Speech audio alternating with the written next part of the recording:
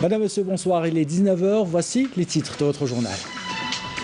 Le président de la République, Abdelmajid Tebboune, participe à la 33e session ordinaire de l'Assemblée des chefs d'État et de gouvernement de l'Union africaine à Addis Abeba.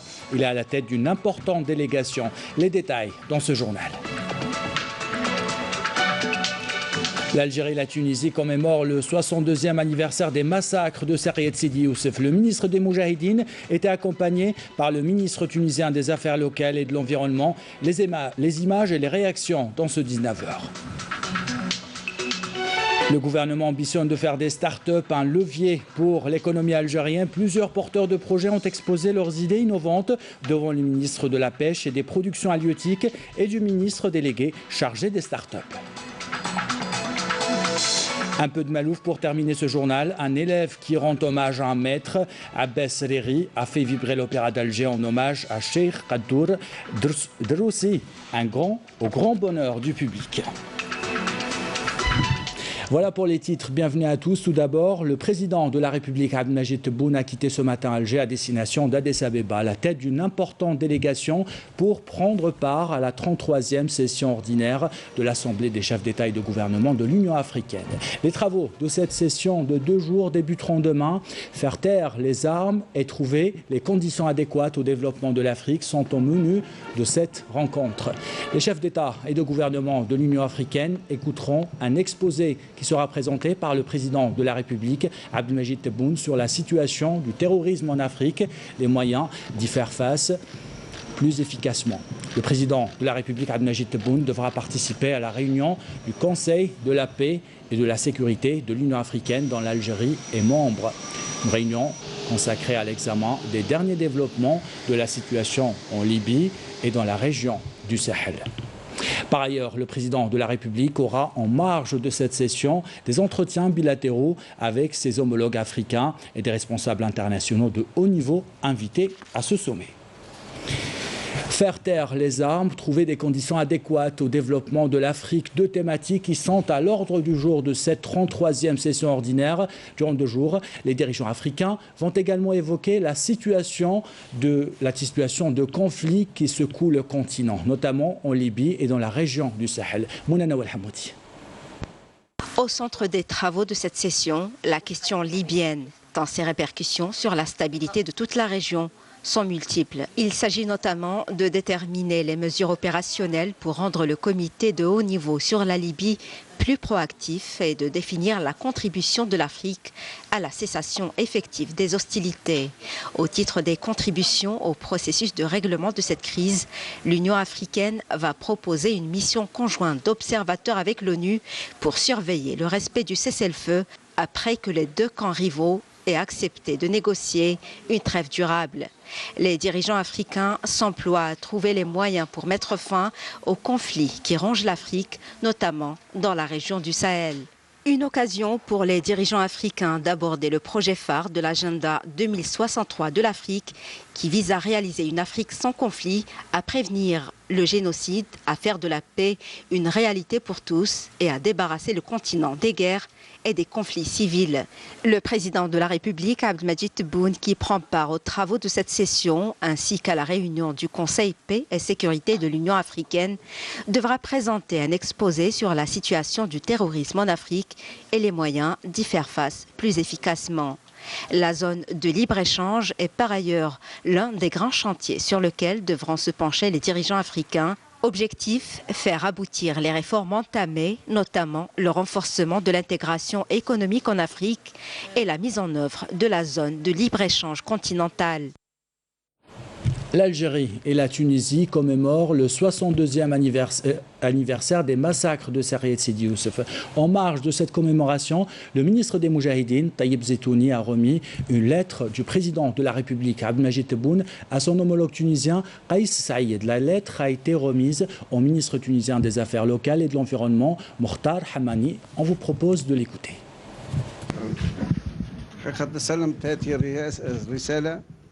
J'ai l'honneur de recevoir cette lettre des mains du ministre algérien des Moudjahidines, adressée au président de la République tunisienne, Kais Saïed, de la part de son frère, le président algérien. Je lui transmettrai cette lettre, étant une preuve des liens de fraternité solides qui unissent nos 2 pays. Je tiens à rappeler que le président tunisien a donné des instructions afin de renforcer les relations algéro-tunisiennes et de les développer davantage compte tenu de la profondeur des liens historiques algéro-tunisiens et la détermination des deux pays à aller de l'avant vers l'édification d'un avenir commun pour le bien des deux parties.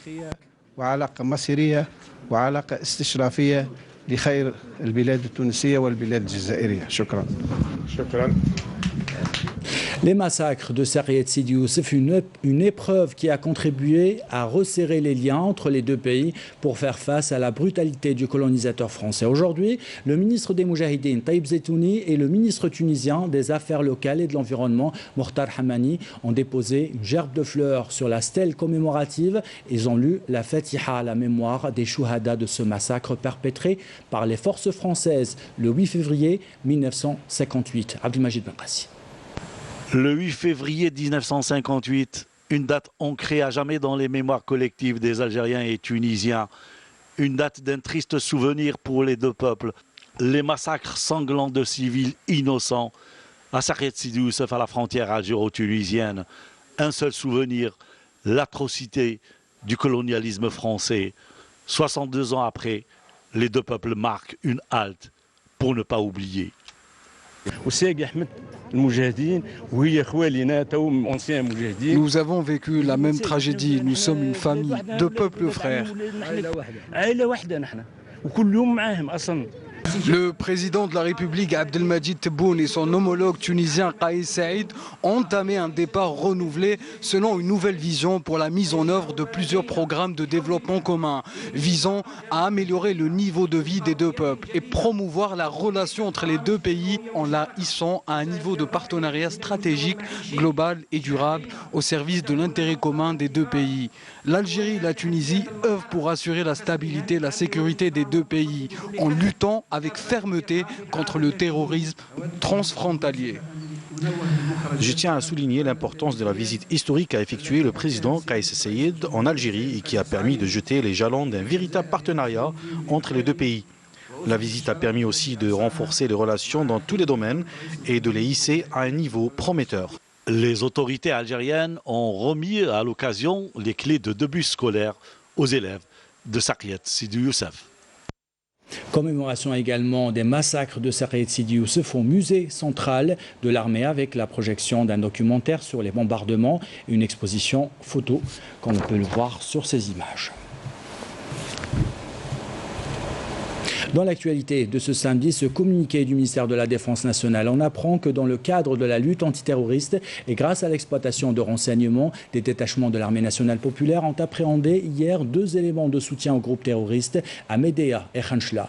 D'autres détachements de l'armée nationale populaire ont découvert et détruit 5 casemates pour terroristes à Ain Defla et Skikda, 3 bombes de confection artisanale à Jelfa et Tiaret. Dans le cadre de la lutte contre la criminalité organisée, des détachements de l'AMP ont arrêté à Oran, Tlemcen, Ain, Safra et Béchar 7 narcotrafiquants et saisi une grande quantité de kif traités estimée à 776 kg et 807 grammes et 5588 comprimés psychotropes, 2 véhicules, 2 téléphones portables. Par ailleurs, des détachements de l'armée nationale populaire ont arrêté lors d'opérations distinctes menées à Boj-Baji Mortar et Ain Gzem 12 personnes et saisi 43 groupes électrogènes, 32 marteaux-piqueurs. On apprend également que des éléments de la gendarmerie nationale ont arrêté à Gardaya, El Oued, Tougourt 3 individus et saisi un véhicule touristique et 5174 unités de différentes boissons.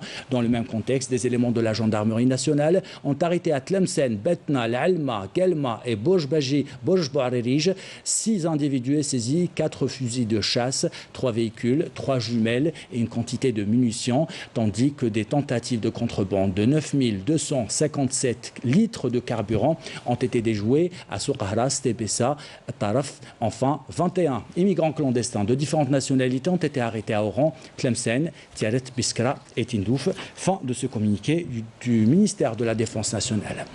Deuxième jour des travaux de la conférence internationale sur la protection juridique et judiciaire des investissements à Alger. Les participants soulignent que la mise en place de lois et d'instances chargées de statuer sur d'éventuels litiges est susceptible d'attirer plus d'investisseurs et de capitaux étrangers en Algérie.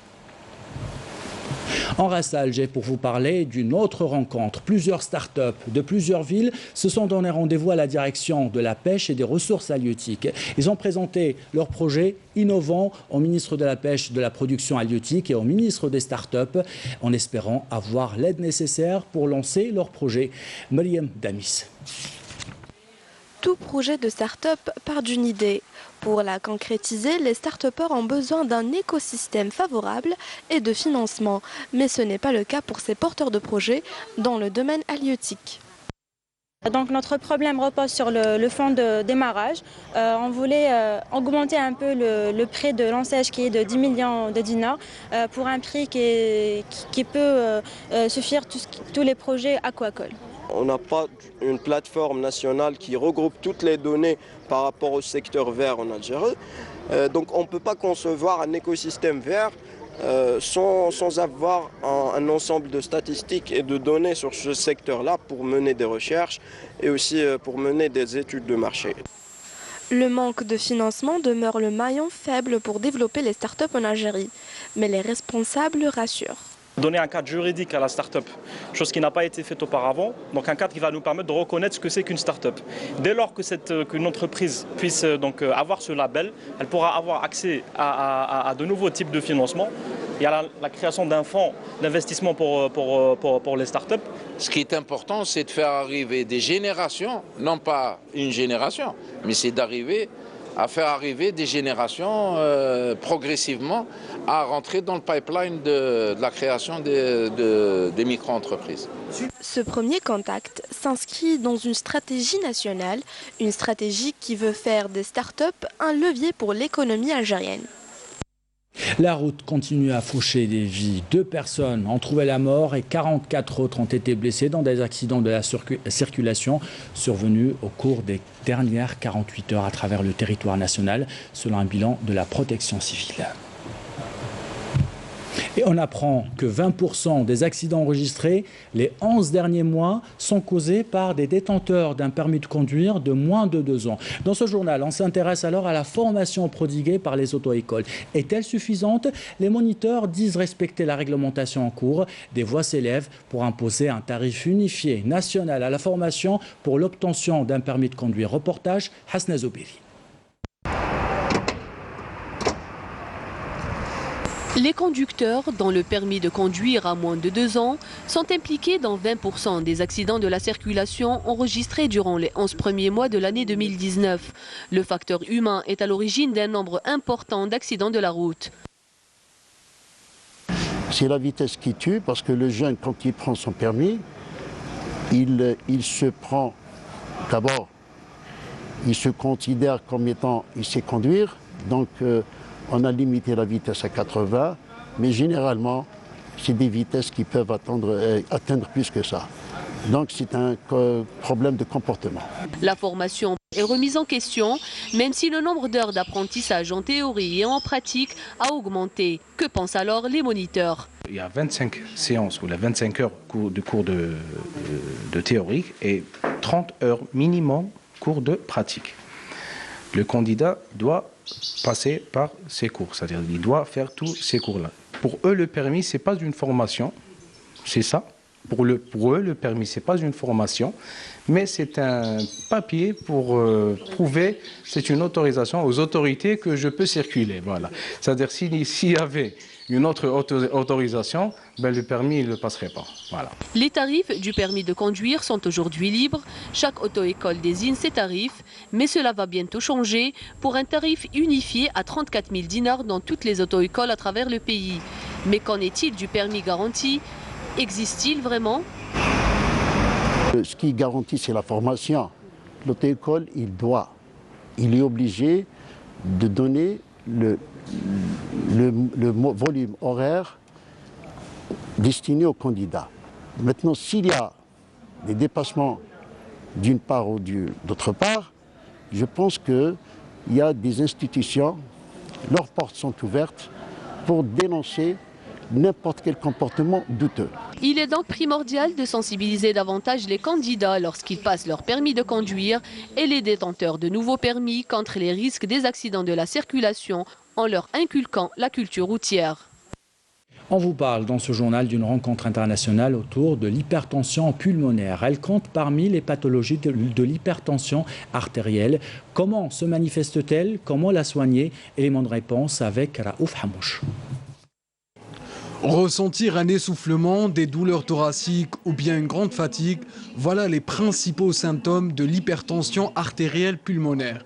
Une maladie rare provoquée par l'élévation de la pression sanguine au niveau des artères des poumons. C'est une maladie rare, ça reste une maladie rare, en particulier l'hypertension artérielle pulmonaire et l'hypertension pulmonaire thromboembolique chronique, qui sont des formes rares d'hypertension pulmonaire. Alors l'hypertension pulmonaire, c'est quoi?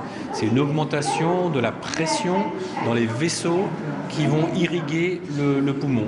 La conséquence de cela, c'est un essoufflement anormal. Les gens se plaignent essentiellement d'un essoufflement, souvent sans autre manifestation. Et cet essoufflement, on ne peut pas l'expliquer par quelque chose d'autre d'évident, de l'asthme, de la bronchite chronique, de l'insuffisance cardiaque. Les causes de la maladie peuvent être dues à des facteurs multiples, tels que les antécédents familiaux ou à une insuffisance cardiaque. L'évolution naturelle de l'hypertension artérielle pulmonaire varie d'un individu à un autre.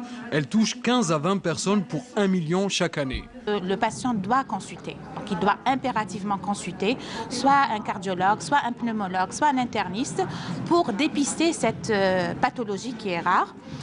Et puis ne pas s'affoler directement, dire que bon voilà, j'ai un essoufflement, c'est rattaché à cette pathologie. Non, pas du tout, parce que par exemple l'anémie peut donner ces symptômes.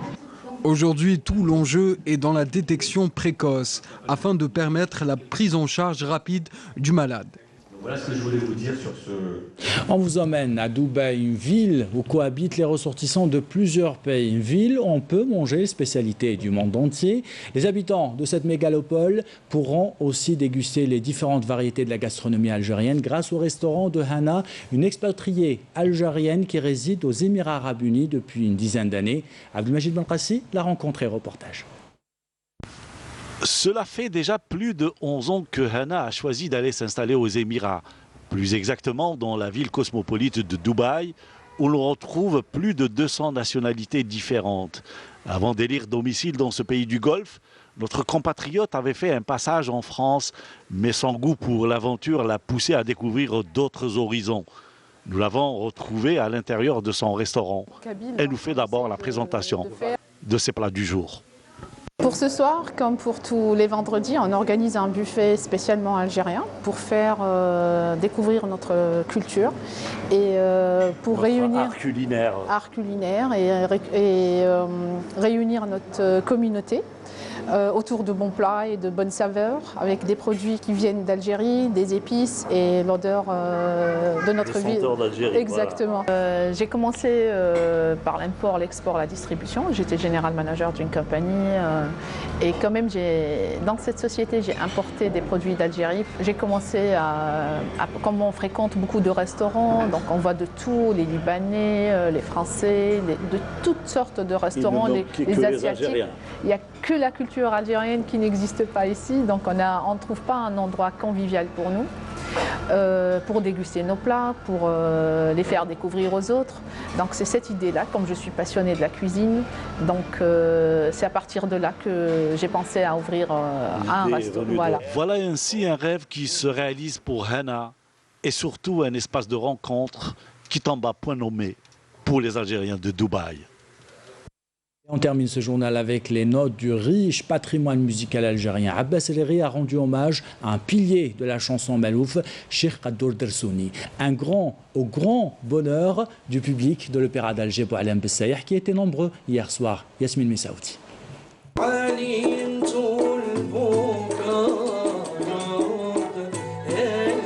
En pleine répétition, Abbas El Ri se prépare au concert de ce soir. Un concert en hommage à son mentor, maître de la chanson Malouf, Cheikh Qadour Dersouni, icône de la musique andalouse, à travers un cocktail de chansons dans le genre constantinois.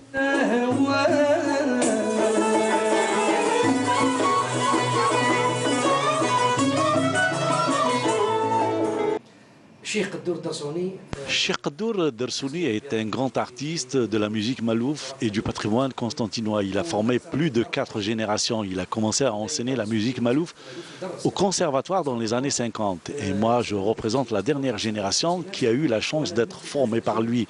Et cela fait un peu plus de 15 ans. C'est un grand artiste qui a une expérience de plus de 50 ans dans la musique malouf.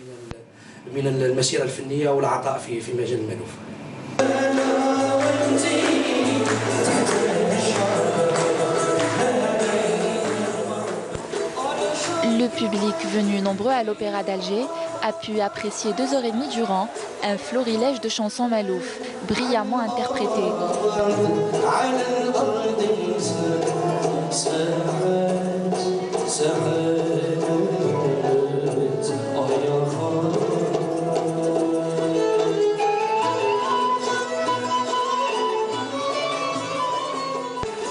Un concert en guise de reconnaissance envers ce maître qui a contribué à la sauvegarde et à la promotion de ce genre musical, considéré comme un patrimoine national.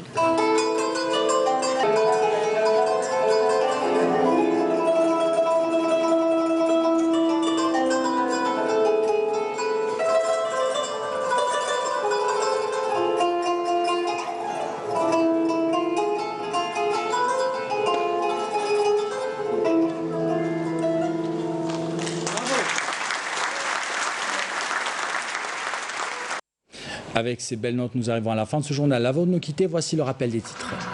Le président de la République, Abdelmajid Tebboune, participe à la 33e session ordinaire de l'Assemblée des chefs d'État et de gouvernement de l'Union africaine à Addis Abeba.